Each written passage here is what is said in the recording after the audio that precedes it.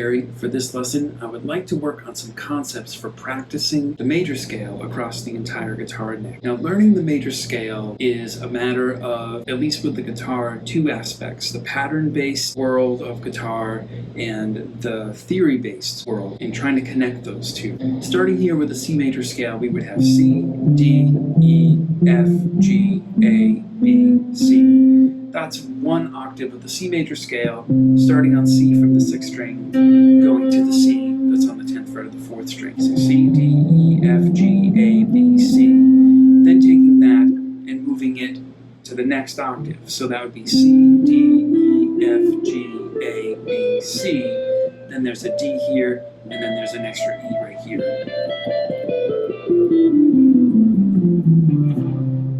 The C major scale in 2 octaves.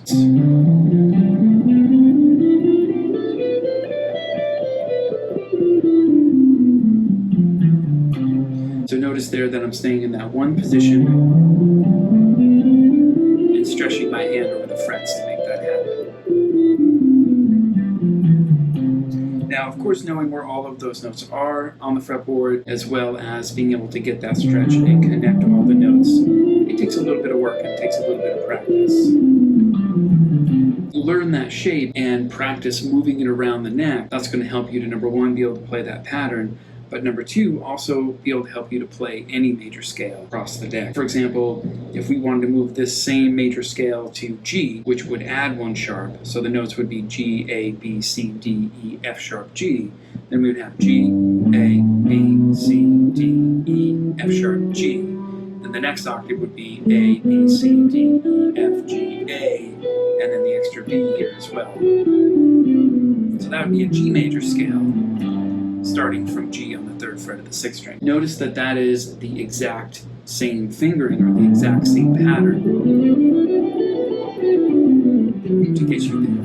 Now this could work for any other key as well. Here's a D major scale, starting from D here.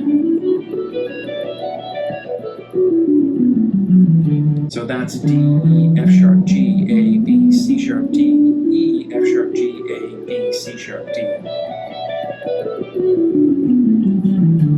This is one really good way to at least get started connecting one pattern of the major scale in conjunction with the notes that go along with each one of those keys, and it's showing you how if you move that shape, you can get a different key in a different part of the fretboard. But ultimately what we want to be able to do, play this scale over the entire fretboard using whatever patterns we need to facilitate all of the notes within one given key. So for example, going back to the key of C, there's that C major scale again starting from C. But if you take that same idea and you move up to D and play a C major scale starting from D, you would have D, E, F, G, A, B, C, D, E, F, G, A, B, C, D, E, F. Now that would be a C major scale starting from D. Now you can do the same thing from E, which is E, F, G, A, B, C, D, E, F, G, A, B, C, D, E, F, G. Now, of course, we can take that same thing and move it down here to F. So this is a C major scale starting on F in the 1st position. Now here's a C major scale starting from G. Here's a C major scale starting from A and B. So these are all C major scales, playing all natural notes across the neck. Now with those patterns, I could play a melody, take a solo, improvise, whatever, across the entire fretboard using those basic shapes. That's the first step to connecting the fretboard and getting an idea of where all of the notes fall and how to connect them with those patterns. Some people do this using a 5-pattern system. Some people use this doing 3 notes per string with position shifts. And then in this case, what I'm doing is I'm using a 7 pattern system, but I'm doing so with patterns that are all in position, meaning that I'm not shifting up or down, but I'm staying in the same basic position to facilitate all of those notes. But what that gives you is a pattern from every note in the scale. If you take the first note of the scale again back to C, here's pattern 1 like I was playing. Now the second note of the scale, that would be pattern 2. That shape, even if you move that to a different key, that shape would also be the same. So any major scale pattern starting from its second degree, you would be able to transpose that to. So say, for example, if we did a G major scale from its second degree, now the second note in a G major scale is A, I could take that same exact shape and move it to A. That will automatically give me a G major scale starting on A. If we did the same thing, say from what I would consider pattern 3, which what I played for you before was a C major scale starting from its third degree, which is E, certain pattern, we can also move that, say, to the key of G. Third degree of the key of G is the note B, G, A, B. So we start there. That would be the same exact shape. You notice with this concept, what I'm doing is I'm taking those shapes that I've learned and connecting them to the music theory aspect of these two, like what I was talking about at the beginning of the video. That's the overall goal here, is to connect those two worlds, to get those to work together. So not only can you play in any key across the entire fretboard, but you also can figure out how to teach yourself or figure out how to navigate the neck in a way where if you're trying to find notes or trying to find a place on the fretboard that you're not completely familiar with, you could use patterns like this and connect it with the theory to help you to learn where you are on the fret. Of course, that's any guitar player's biggest goal, is to connect the notes, theory, and the notes on the neck all together. That's what's going to really give you a real understanding of the neck and a real tangible way to navigate the entire fretboard when you're trying to solo, improvise, or play a melody. Going over to the exercise that I put at the beginning of this video, those 7 patterns are in the key of A. So that would be the A major scale going across the neck, starting here on its second fret.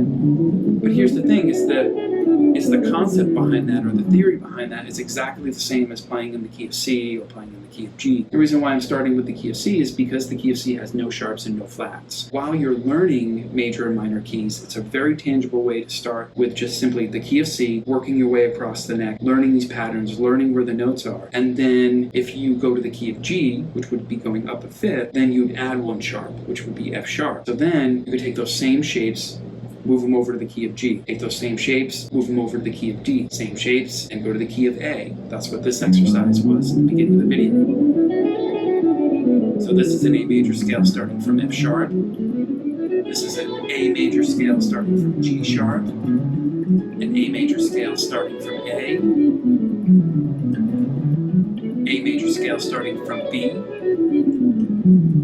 A major scale starting from C sharp. It's the third note of the key. A major scale starting from D.